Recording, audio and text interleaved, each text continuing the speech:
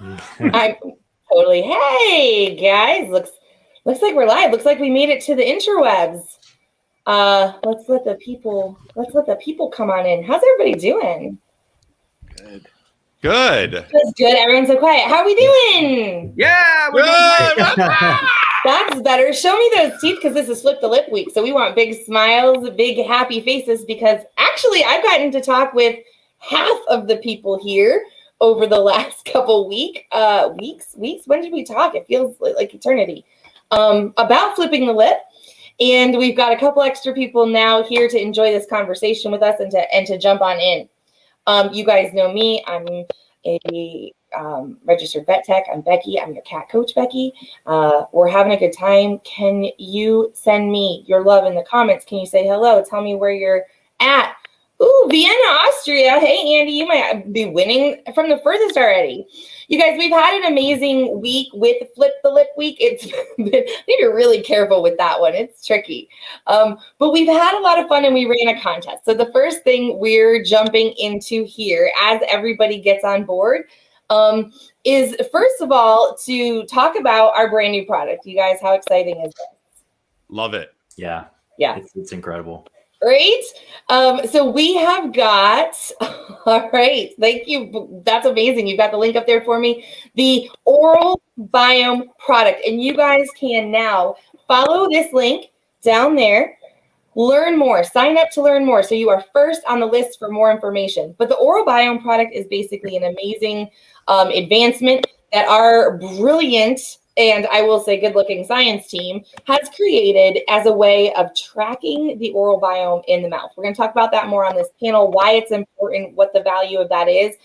But before we get too far into everything, make sure you're following that link and you're getting yourself signed up so that you not only get 5% off, it's popping up at me telling me you can do that, but you're going to get all the information about this product as it comes out.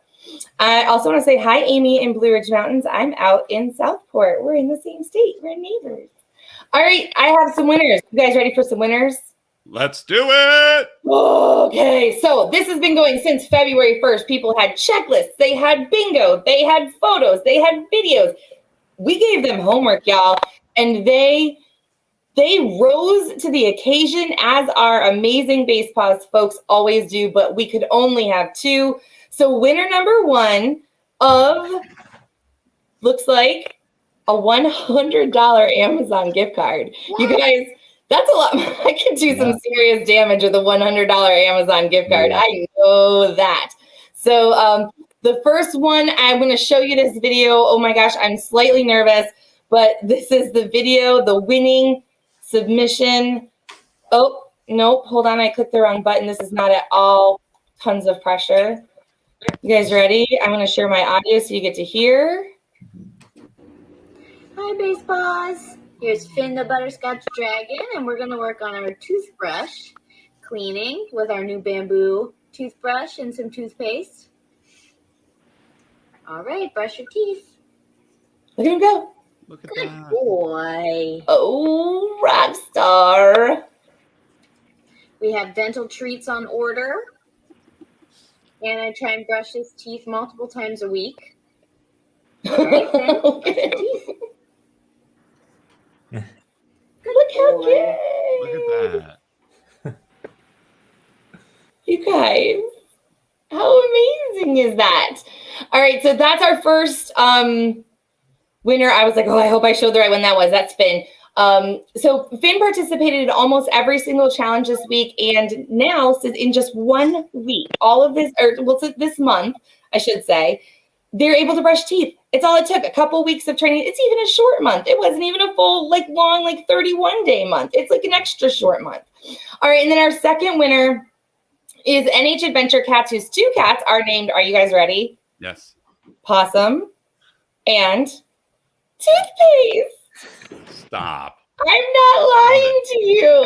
They finally found a toothpaste for toothpaste. All right, I couldn't not. So let me show you guys this video of our winning toothpaste and possum crew over here.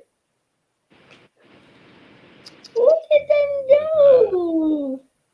taken all of those tips from Dr. Chrisman and Steve Dale that we talked earlier during our videos.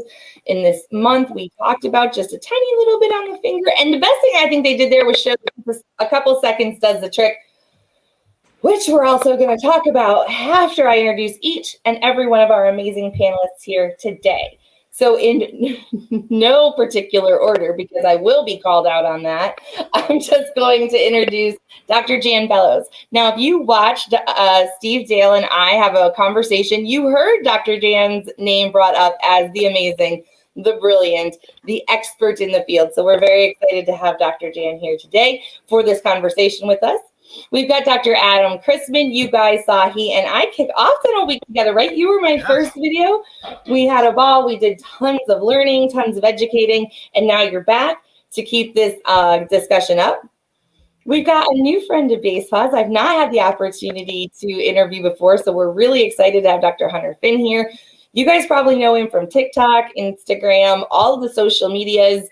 He's out there really helping to bring tips and tricks to our amazing pet owners out there. So Dr. Hunter Finn, we're super excited for you. I'm happy to be here. And does he even need an introduction? No. He is Basepaws' right arm, our friend, our family, our brilliant behavioral consultant, Steve Dale, who's going to actually be our host today. So Steve, I'm handing it over to you to get these brilliant minds together, and let's finish up with Dental Month. Thank you very much, Becky. And before you go away, and please don't go away anyway, but I think I just heard you say Dr. Chrisman was your first, and I'll leave it at that. I won't comment. I won't ask anything. Now, moving on from there, well, I have a panel of amazing people here. And I think, Becky, you ought to participate because you're a registered veterinary technician, and veterinary technicians need to be a part of all of this discussion as I think about it. Well, I am honored to, Dr. Chrisman is a friend, and I talk all the time with Dr. Chrisman for DVM 360. Dr. Finn, it is so nice to meet you. But Dr. Bellows literally wrote the book, but that wasn't good enough. So he wrote another book, and then another book on veterinary dentistry. There are boarded veterinary dentists, for those who don't know. That's amazing. You have it with you. I just happen to have it right here. And if, in fact, I'm not at home at the moment, but if I were in my home office, Dr. Bellows, you know I'd be able to pull out the same book. So I want to start with you, Dr. Bellows, and just jump right into biome.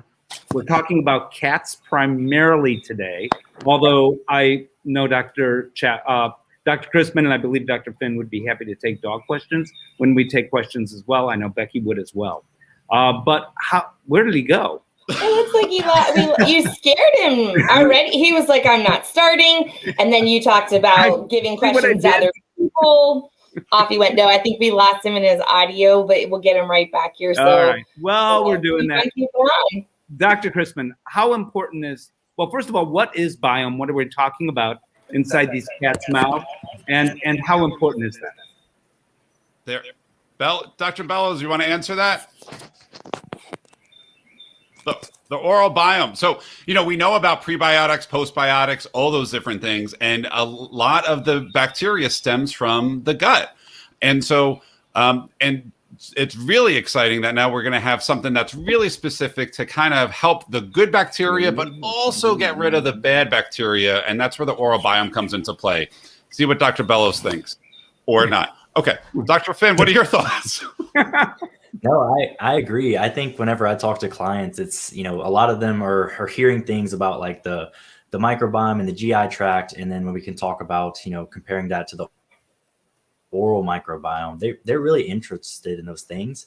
And we're continuously learning more about it. So I'm really excited about it. And I'm, whenever Dr. Bellows comes back, I'm excited to hear what he has to say about it too. But it's a really interesting topic. Yeah, it's a hot topic. Yeah. A topic which we'll get back to, but let's actually start at square one. And, so many of you have heard veterinary professionals talk about the importance of dentals before. I want to talk about that yet again, because I think having that conversation is necessary.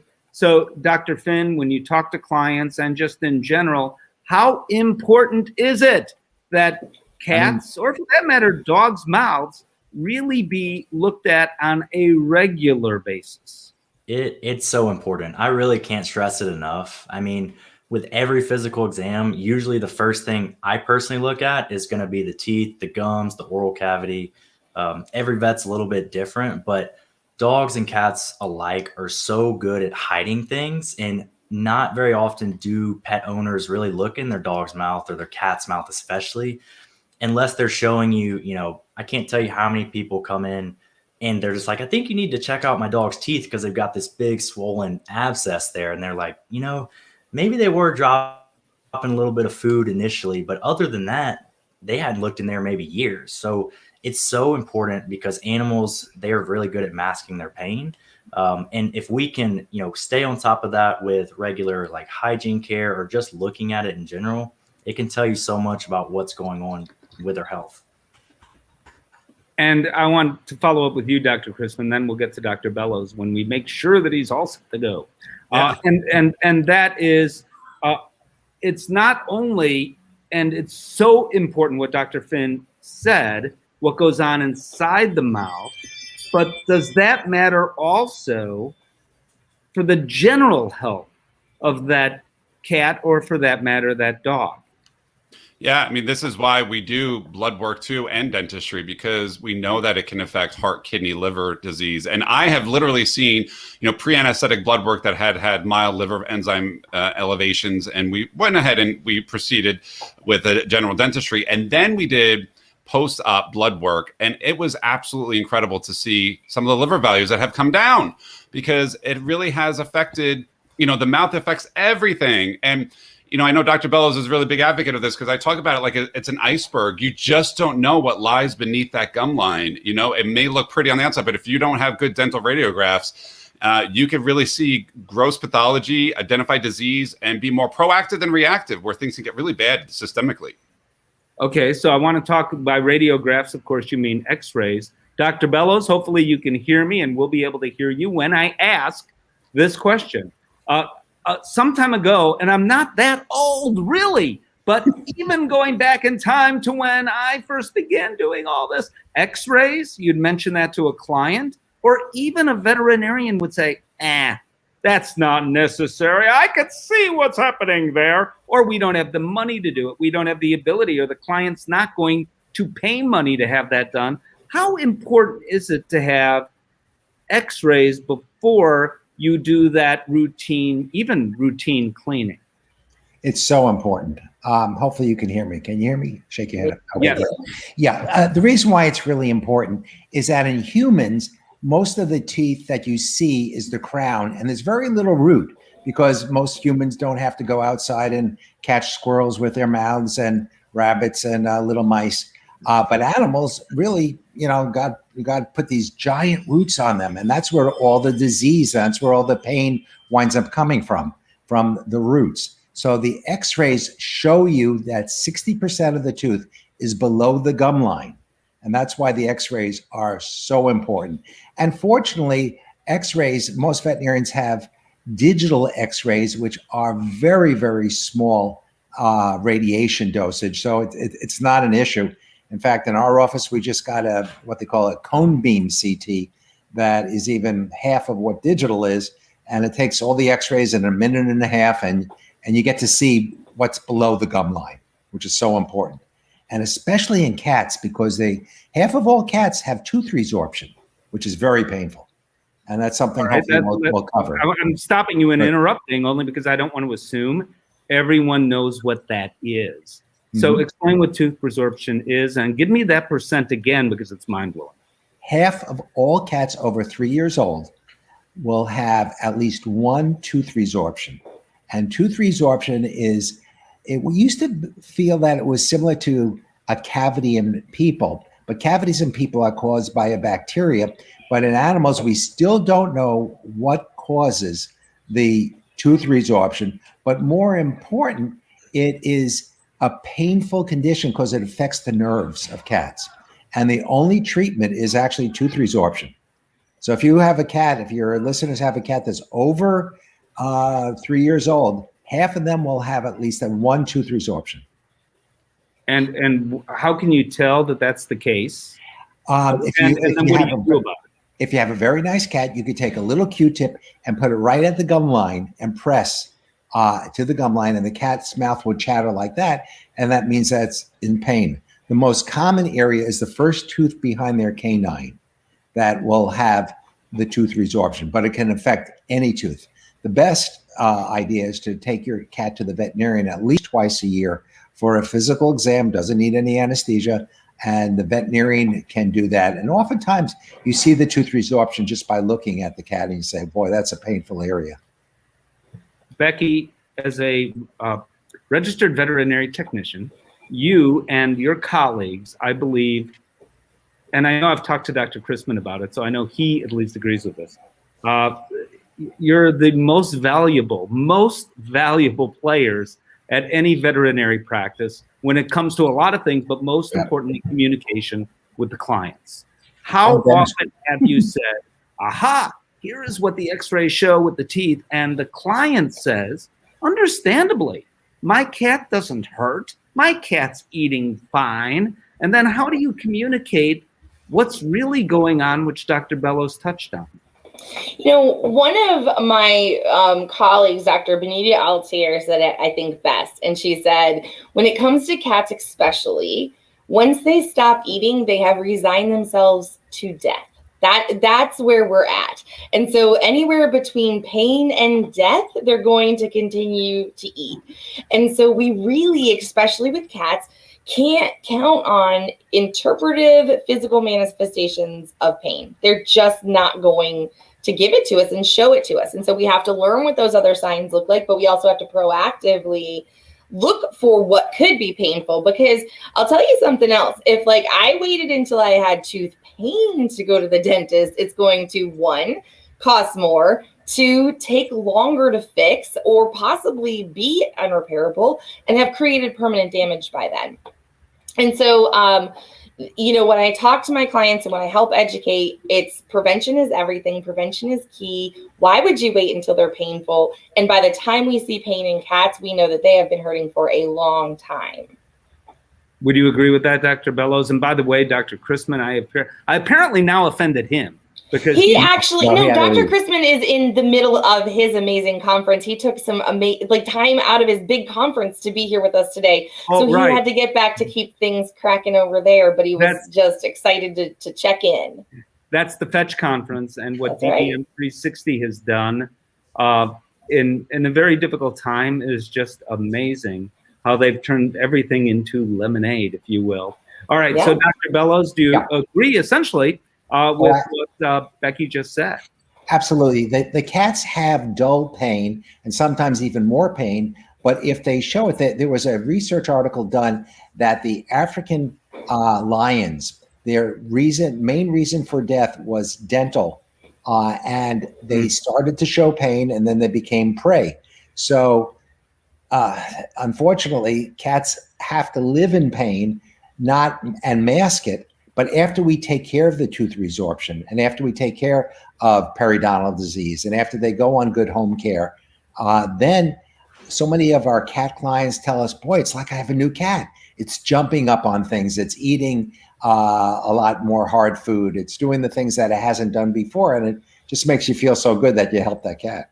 Sure. How often, Dr. Finn, has a client come in, you look at the cat's teeth, just routinely kind of just taking a quick look, everything looks fine. The client says, dental, I guess I'll do it because it's been 4 years or something. Yeah. Then you find something. Yeah, so that happens all the time, more so than I'd like to admit. And a lot of times I'm preparing people for, sometimes their cats hadn't been to the vet in maybe a year or 2 or 3 years or ever been. And I always want to try to look in their mouth. It's not always the easiest thing. And then a lot of times we do find something. And the first thing I love to show people is how red and inflamed that cat's gums may be. If I'm not seeing ulcers or evidence of a broken tooth or anything shocking. So I think that whenever I can show someone what I'm seeing, they feel more part of the process. And they're like, man, I never really thought about that. Maybe my cat has been a little bit more sluggish because his mouth hurts, and I've been, smelling something, but I'm not sure exactly what it was. So really every exam, like I said, I love to start with the mouth because I always find something interesting in there for the most part. I'm afraid to ask what some of those things are. I'm not so Lots of interesting things. So, Dr. Bellows, you've been doing this, I won't even ask you how many years. From 45. the very, how much? 45. Okay, I guess he tells me anyway. Yet, by the way, friends, you should know, this guy who's been doing this 45 years can run circles around me. And I do mean that literally. He runs marathons just for fun. I can't even comprehend. For me, doing a 5K is like, wow, I did it, and I won't move again for 6 months. But this guy is just incredible. Also, here's what's interesting to me, how the world has changed in the world of dentistry. So what Dr. Finn just described, what Beckie has talked about as well, I don't know that we'd be talking about in the same way 10 years ago.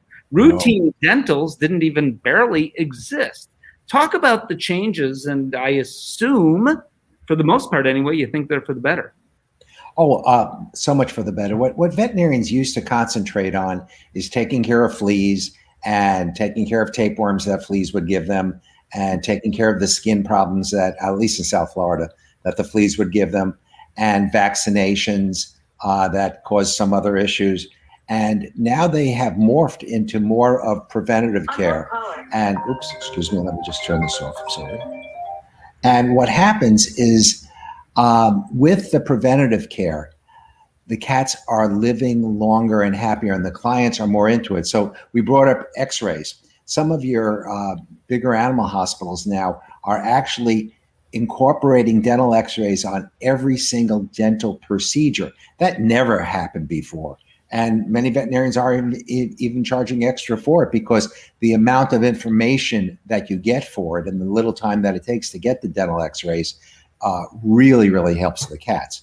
So instead of focusing on vaccines and focusing on fleas, we're focusing on actually dentistry. And the AVMA, our organization that is really helps veterinarians, is now mandating in veterinary schools a certain amount of dental education. This is the first year they've ever done that. And we're so excited because previously veterinarians were getting out of veterinary school without virtually any dental education, 1 or 2 hours. But now there's going to be a minimum of what a veterinarian getting out of school has to be able to do. So they're changing the whole curriculum having to do with dentistry. Major changes in the last 10 years. Oh man, that's huge. And as the certified animal behavior consultant on the call, I can tell you, and if you want to ask later, I will tell you how you can desensitize and counter condition even cats, even 8-year-old cats or 12-year-old cats who see the toothbrush and run in the opposite direction when they Let's do it. Let's do it, Steve. We've got this question. We've got, they all hate nail trimming, but the question is, how do you start that dental health routine? Let's not skip over that. That's super important, and they want to know. So you give it to us, friend. Not yet, but I have a tease. Before I offer that advice, and I can and I will, but before I do that, my good friend, Dr. Bellows, says, Steve, you can do that. People are not going to follow the advice anyway. I don't want to put words in your mouth, but we've come to a place where I believe people who are experts, and veterinary dentists are the absolute ultimate experts in this area, say, there's other ways to do things. There's other products out there now. So without going any further in an area I ought not go further in, and I can back up and I will explain desensitizing and counter conditioning cats for people that are interested in brushing those teeth. But Dr. Bellows, did I really put words in your mouth? Is that kind of where you would go if it was you saying it, and now it is you saying it? Well, the most important is that the cats have great memories, and they have to understand that this can be a fun experience. And what I've always recommended is taking a Q-tip dipped in tuna water and rubbing it on the sides of the cat's gums. And it has to be done once a day. And many of my cat clients, I find that cat clients, for the most part, tend to be very invested in intricate things to do to make their cats better. Many of our dog clients are that way, but for the most part, cat clients are really that way. And they take that Q-tip and they take it seriously and they go all the way around. You have to go the outside, mostly the upper teeth, but the lower. But then there's an organization called the Veterinary Oral Health Council, VOHC.org. And they will list 14 cat products. There's 42 dog products, but 14 cat products that have been shown to decrease the amount of plaque and or tartar in a cat's mouth. And it's a nonprofit organization run by volunteer veterinary dentists that evaluate the research. So any VOHC accepted product, has been is good. It's like on your Colgate, you see the ADA seal. You'll see VOHC seals on these cat products, which are fabulous. There are water additives. There's so many ways to get involved in good dentistry for your cat, and it's a lot more than just taking to the veterinarian twice a year or once a year getting the teeth clean or once every 4 years getting the teeth clean. It should be like ourselves. It should be a daily process, and it can be a fun process, especially with the tuna water. I like that. Yep. So I of course knew you'd answer that because we've talked about this before. Dr. Finn, before I answer desensitization and counter conditioning, which can be done for cats, I think you'd agree with that, Dr. Bellows. It can be done, and it's not difficult to do. It's just a committed person to do it. I assume you've explained to your clients something similar. And Beckie, then same question for you. Do your clients follow it? Yeah, so as far as me, I would say that a very small percentage of my clients are already brushing their dog or cat's teeth. I mean, that's ultimately my normal recommendation.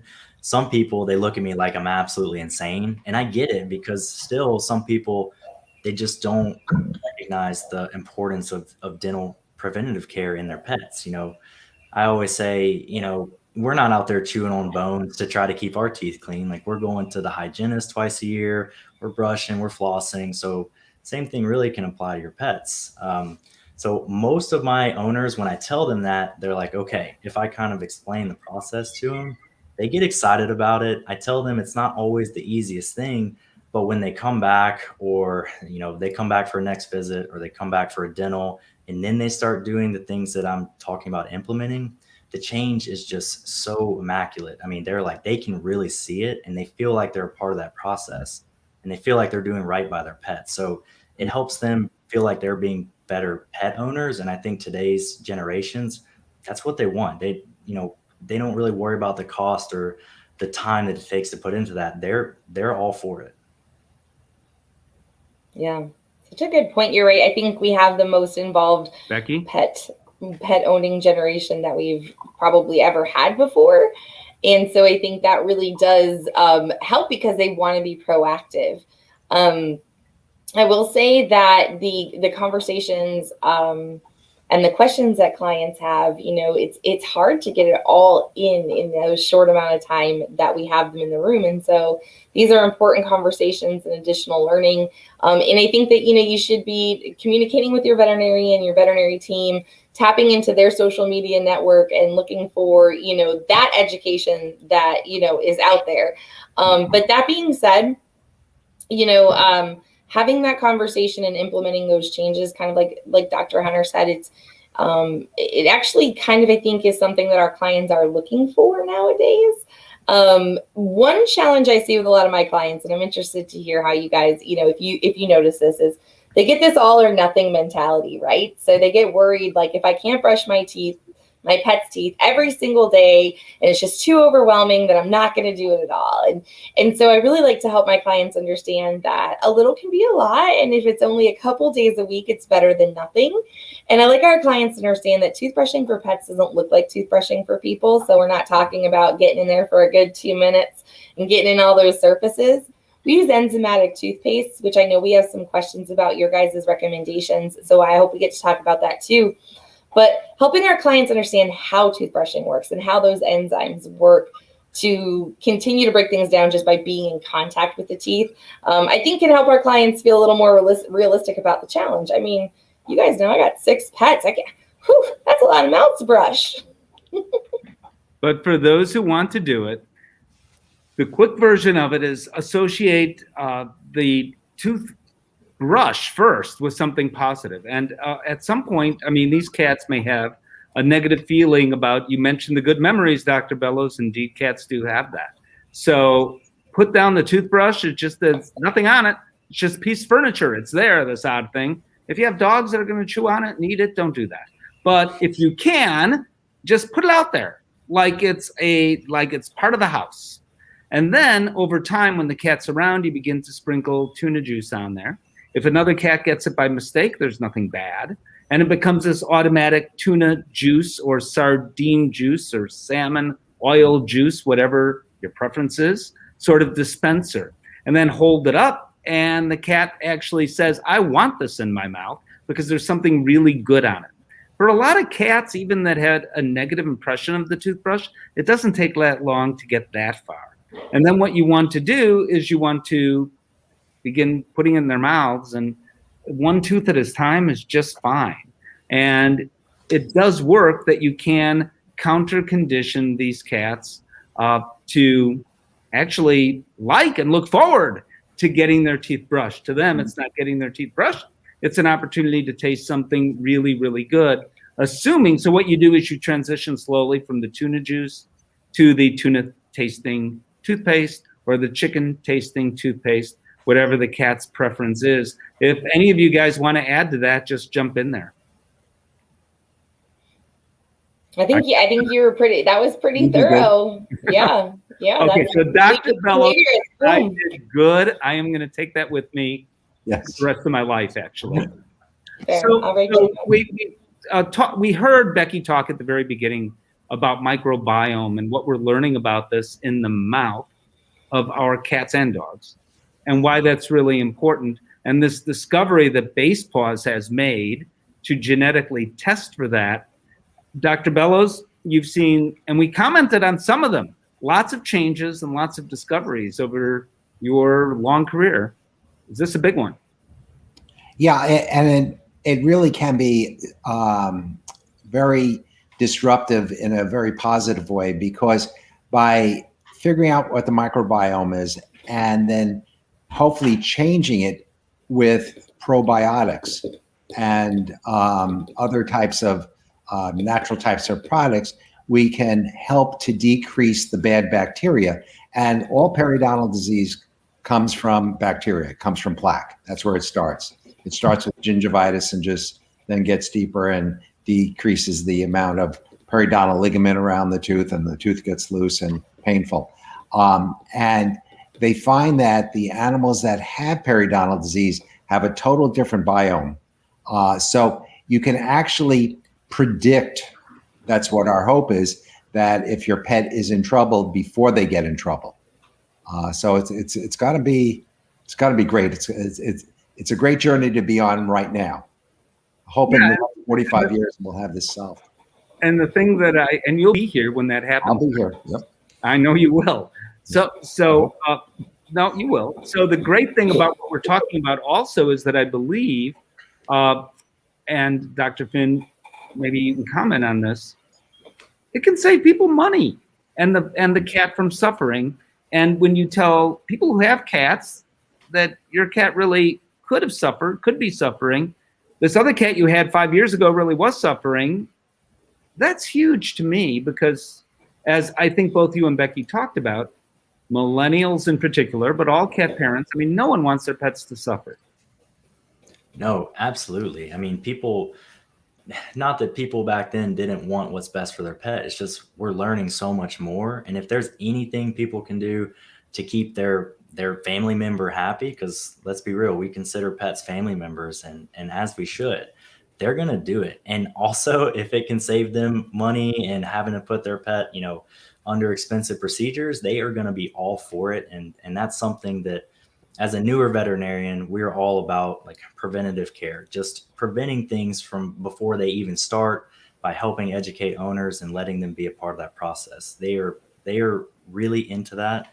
And it's good to be in this new, emerging concept of, they're out there on the internet looking things up. They hear about, the microbiome, the oral microbiome, and they want their vets to be able to have those conversations with them. So it's really exciting.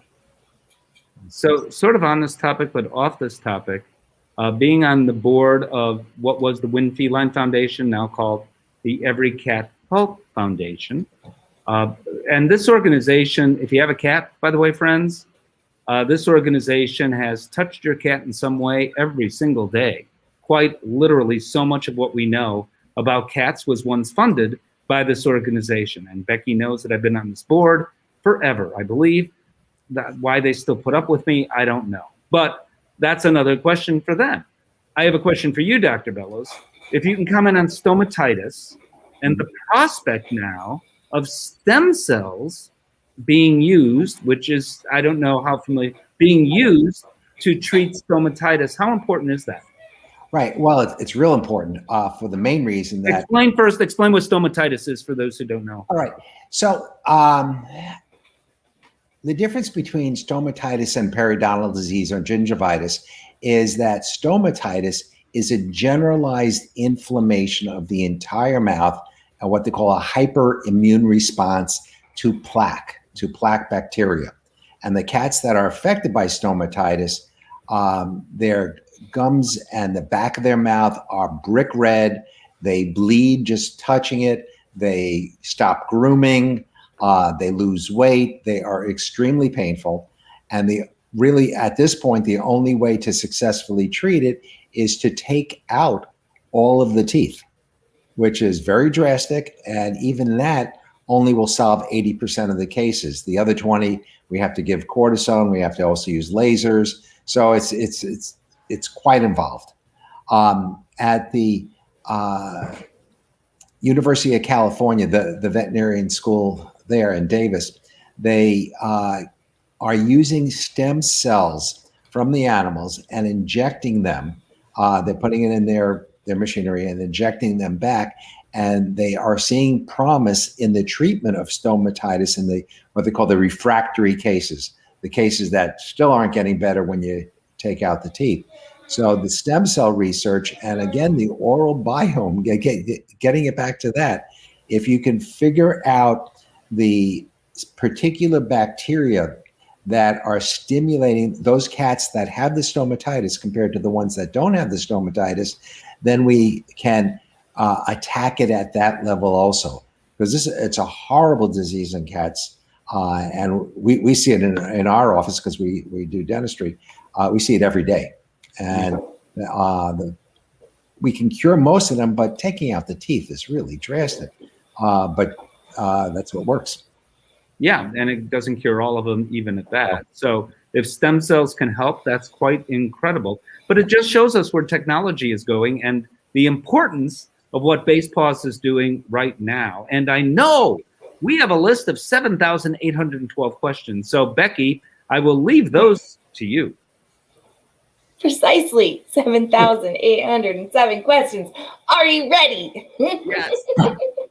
We're going to fire these off. So, there's a lot of great questions actually, and I'm loving these. And Steve, you already answered one talking about kind of incorporating that. One we're seeing a lot. Dr. Finn, what do you recommend in terms of how frequently people should be brushing their cat's teeth, and how early should they start? Yeah, I mean, so for me, it's kind of a multifaceted question, but it kind of depends on the client. And, a lot of times I'm having this conversation with, new puppy or kitten owners. I'm like, look, you should really start getting them used to you touching their mouth, touching their ears, touching their feet. Get them used to that so it becomes a normal thing for them.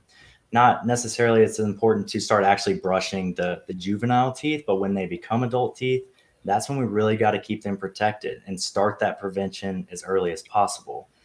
When I'm talking about actually brushing their teeth, I recommend daily if you can do it. And that's usually when I get the people's eyes, they get real big and they're like, what do you mean? Like, I'm already brushing my teeth twice a day. Now I got to brush all 6 of my pets' teeth twice a day or once a day. That's what I would say. So again, something is better than nothing, but the more frequent we can get that, it's really helpful.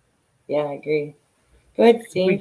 If we could do it with puppies or kittens, we're mostly talking cats here. So if we could do it even while those juvenile teeth are in, yeah, it may not have any impact on the teeth, but behaviorally, it has a huge impact, because what happens then is from a very young age, this kitten says, this is absolutely normal. This is a good thing. And this is why I'm such a proponent where they are offered, which aren't too many places, but more and more kitten classes, because this is the kind of thing that happens in those classes that I love.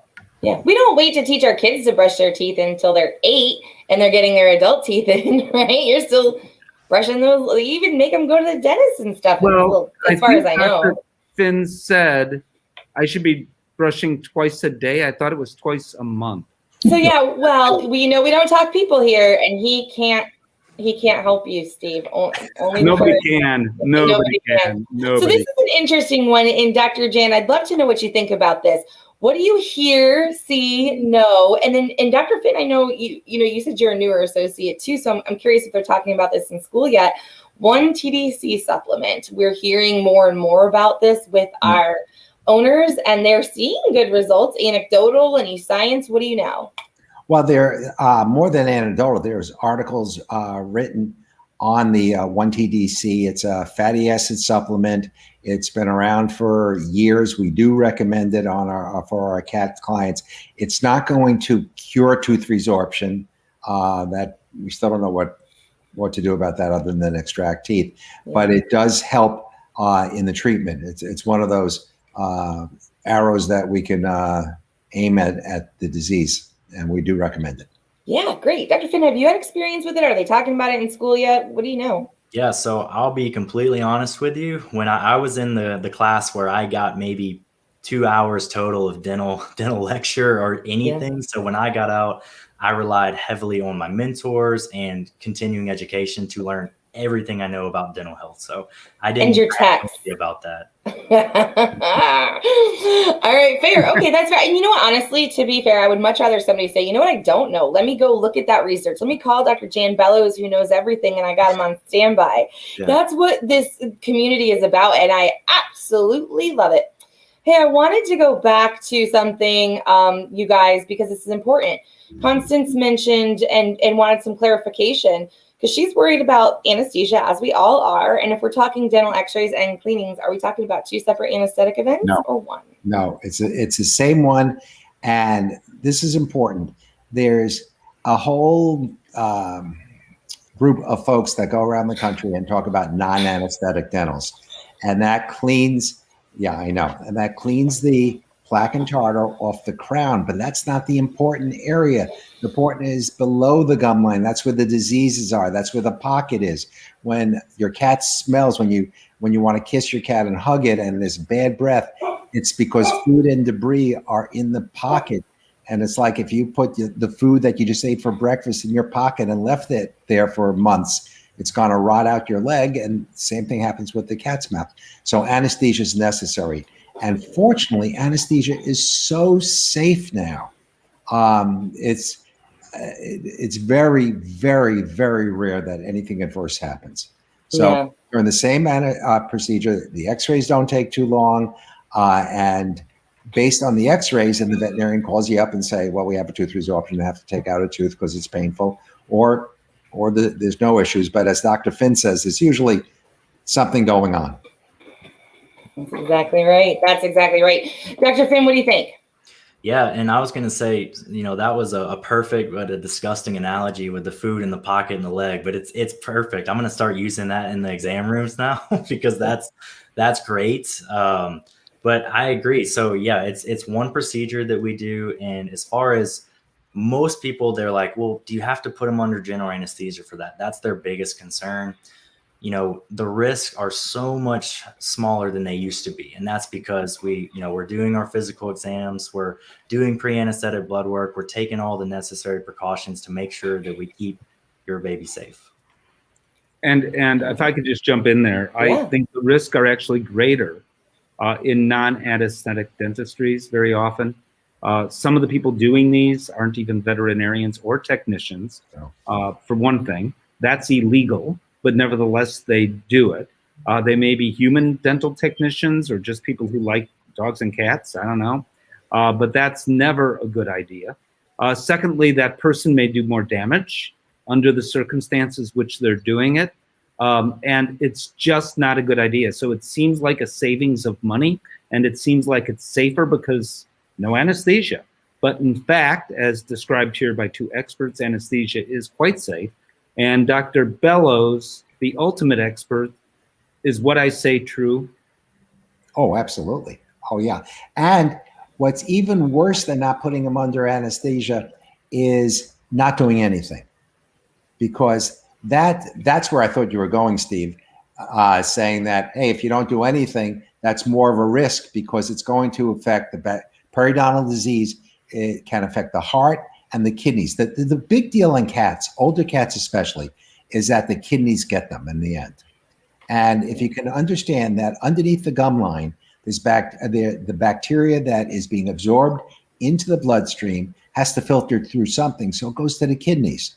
And it really leads to very bad kidney disease.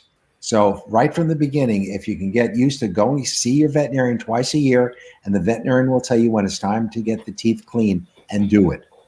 Many of the hospitals now have annual wellness programs that, like in our hospital, we roll in the dental procedure once a year into the monthly price. We roll in the x-rays into that also, so there's no additional. Many of your insurance companies are covering it now, the wellness. So, find a veterinarian that has a wellness plan and get used to getting the teeth professionally done at least once a year. Dr. Jamie just knocked out like 3 questions we had lined up there. Get them done like once a year. Start doing it when your vet tells you to start doing it, because some people were asking how young. And should I still be doing this if I don't see any problems? Do they still need to have these under anesthesia care? And the answer is yes. That's what we heard from you because there. In cats, and it's not only once a year, it's when it needs to be done. Because if the people aren't going to do follow-up care, can you imagine going to the dentist and then saying, oh, that's good, the teeth feel really, really good, I'm not going to brush my teeth for a year. So if you have to do something to control plaque, whether it's a towel just rub along the teeth surfaces, or what I like is the Q-tips in cats, but you have to do something, and the best way is to do it every day. They did research in dogs, not in cats, but they found if it's less than every 3 days, it's totally worthless. Every day is the best. Every other day is kind of okay, but more than every 3 days, might as well do nothing. Because what happens is the plaque hardens and turns to tartar, and then tartar is rough on the teeth, and then more plaque gets on top of that. So it just gets a vicious cycle, and then the cat suffers.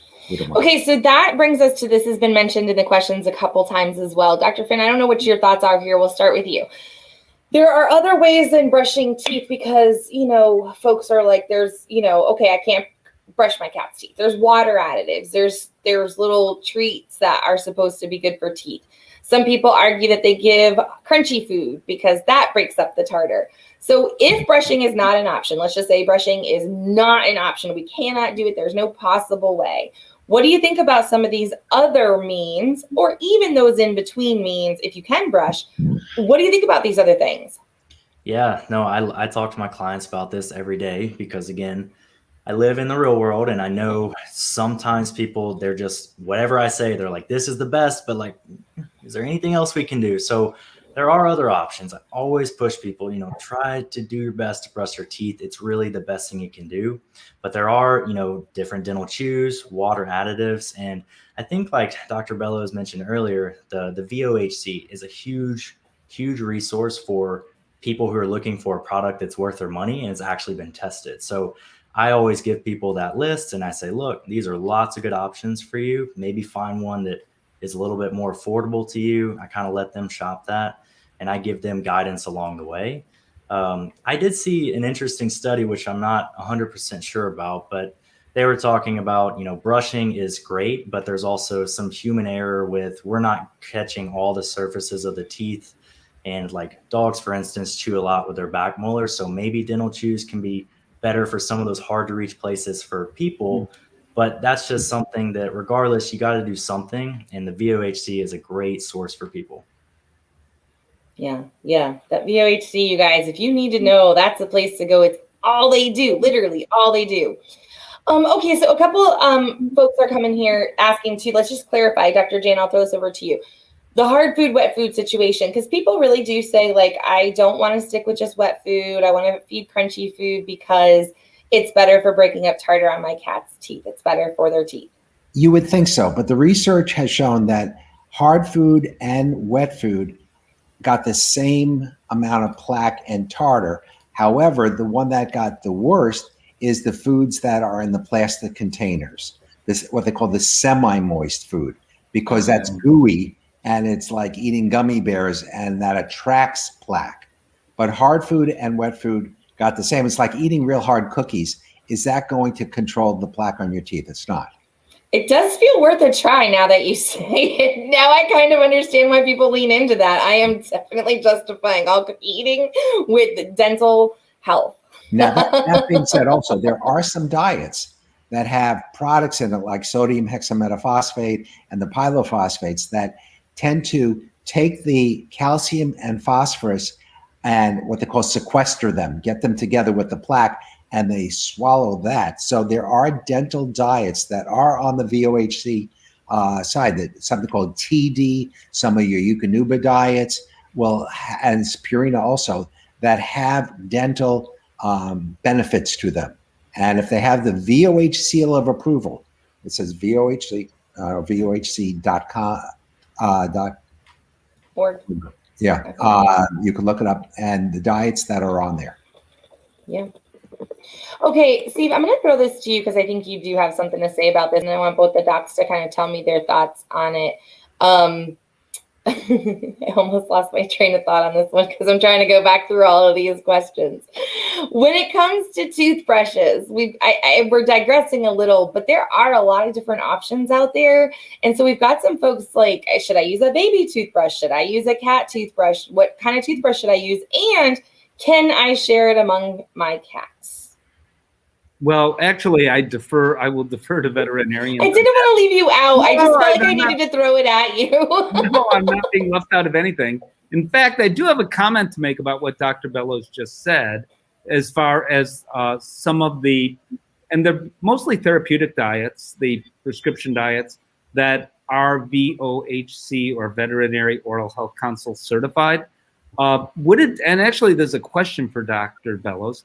Would it do any good to say, okay, my cat, because I want my cat to be, and we're talking mostly cats, so I'll leave it a cat. I want my cat to be on mostly moist food. There's new research out demonstrating that offering cats a variety of food is actually helpful, a variety of types and a variety of food. Won't go into all that right now, but with that in mind, would it do anything for oral health to just use those products as periodic or regular periodic treats, if you will? The amount that you use, they found in the TD diets that if you use it as treats, that was the percentage of benefit that you got. So in order to pass VOHC acceptance, the product has to have at least 20% decrease in plaque and tartar production in 2 double-blinded studies. So and that's being fed 100%. So if you gave it as an occasional treat, that percentage would go way down. So the short answer is no. Okay, that was actually my question, but I know Becky asked about, some of you have a question about toothbrushes, so I will leave that to you guys. Can you ask me can you repeat the question? So the questions are basically about the different types of, and it's for both of you, docs. I'd love to know what you guys are talking about. The types of toothbrushes you recommend, and can cats share them? Dr. Finn. Oh, well, honestly, I was going to defer to you for this one.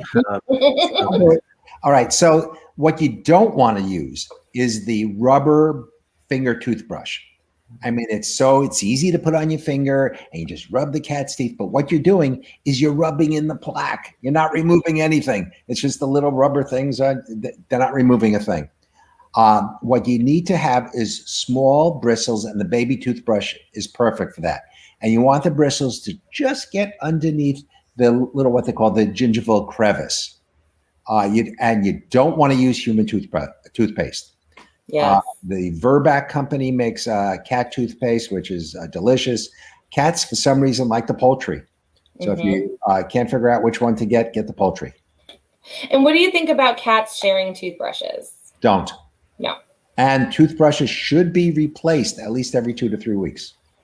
Don't store them in the kitchen cabinet, which is all where you have the dust. That's the biggest problem in tooth brushing with dogs and cats, is what you do with the toothbrush. And that's why I like the Q-tips the best, because you throw it away. But the toothbrush, you put it next to your own in the bathroom. You put it in that drawer in the kitchen that is all dirty, and then put it in the cat's mouth. That's not so good. So that makes perfect sense. Well, you guys have dropped a ton of knowledge. I guess, Dr. Finn, what haven't we covered that you can think of that is like always in your pocket when folks come in with dental health? And then I'm going to ask, I'm putting poor Dr. Finn on the spot. He got that first. The same's coming to both of you guys. Yeah. So something when cats come in that I always want people to realize is, they're pretty stoic and they're not always going to show you when something's going on. So if your cat ever stops eating or is acting a little bit off, chances are something is really going on, and don't wait to come to your vet. I know it can be stressful for some people. They're trying to get their cats in the carriers and they really don't want to go to the vet. But it can be literally the difference between preventing something in the early stages before it gets really serious, or at least giving you peace of mind, if nothing else. So for me, prevention is everything. And if you think something's going on, don't wait, bring them in for us. Yeah, great. Beautiful. Dr. Bellows? My point is that cats can live a long time, and age is not a disease. The fact that yesterday we anesthetized a 16-year-old cat that had actually had cancer in the liver, but the teeth were in horrible shape, and the cat was still eating but dropping food, and the people wanted the treatment done, and they were so happy because the cat went home and ate. So age isn't a disease. And take your cat to your veterinarian, even if it's 13, 14 years old. They can anesthetize it safely, take care of the teeth. And then also, cat bad breath is not normal. Right. If your cat's breath doesn't smell like roses, figure out why, and then keep it that way. That's great advice. Stick your nose in your cat's mouth. What do you got for us, Steve? Well, first of all, I want to thank Basepaws for doing this. And in addition to that, thank Basepaws for the technology, because that technology is going to grow and lead to further technology, number one. Number two, it's technology about cats.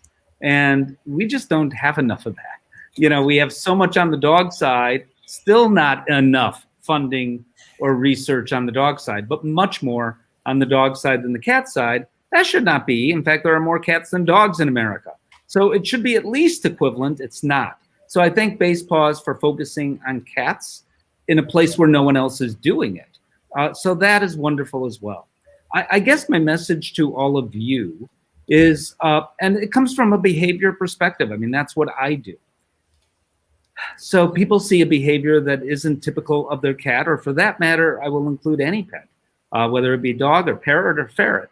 And the behavior isn't typically what you see, and then what you do is you go to the internet, and the internet doesn't know your pet, and the internet, unless the internet has a stethoscope that can come out of the computer on your pet or do blood work on your pet, they cannot possibly, or do x-rays, they cannot possibly know. And what you do need to do is see your veterinarian. I'm a proponent for all pets, and I have a nearly 19-year-old cat, by the way, Dr. Bellows, but for all of our pets, twice-a-year visits, because changes can happen so quickly. And those twice-a-year visits, I argue, will save you money and potentially save suffering And if the veterinarian, if Dr. Finn finds something early, dog or cat, parrot or ferret, better that Dr. Finn find it early than later on. I mean, that's beautifully said. You guys have really hit all four corners, I think, of everything that there is to know. Lots of great, more questions. I think we could do this for another 10 hours. But I know you guys have, I don't know, do you have lives? It's COVID. I could stay here and talk to you guys for a minute. So, but I'm going to let you go since we're out of at least contracted time. Thank you again to Basepaws for what you're doing, because you're absolutely right. This is important stuff. We're helping kitties lead happier, healthier lives. We're giving more for pet owners to do in order to help their pets live happier, healthy lives. So Kristen's telling you cheers to 2 times a year visit, Steve. She's with you on that. We love you, Kristen. Thanks for that support. Okay, you guys, go find these guys. You've got Steve Dale over at Steve Dale Pet World doing all the things. He's on the radio and he's writing the blogs, and I don't think he's on the TikTok yet, but if you're on the TikTok, go down to and find. I need to be. Oh no, I don't know if TikTok is ready for Steve Dale. We shall see. And if you want to learn about how to do it, we know we've got a pro on board, Dr. Hunter Finn. Go and find him over on TikTok if you talk at the tick, and Instagram. All the places. And Dr. Jan Bellows, do you have a TikTok channel I've missed out on? No, Adam is trying to get me to do that. I no. It could happen. I have to see Steve and Adam at one of our national meetings, and we'll figure it out. We'll get you all set up. That's right. And Dr. Adam Chrisman, who had to take off, he is also over on TikTok with Dr. Adam. He is doing all kinds of things. You guys, they're just dumping tons of knowledge on you. So go and find them. You have free, great information. You can find me on Instagram and at Cat Coach Beckie, and you can find me on the TikTok, on Basepaws, and at Pet. I don't know where you find me on TikTok. I'm not gonna lie to you. I'm not sure what my thing is, but I'm there.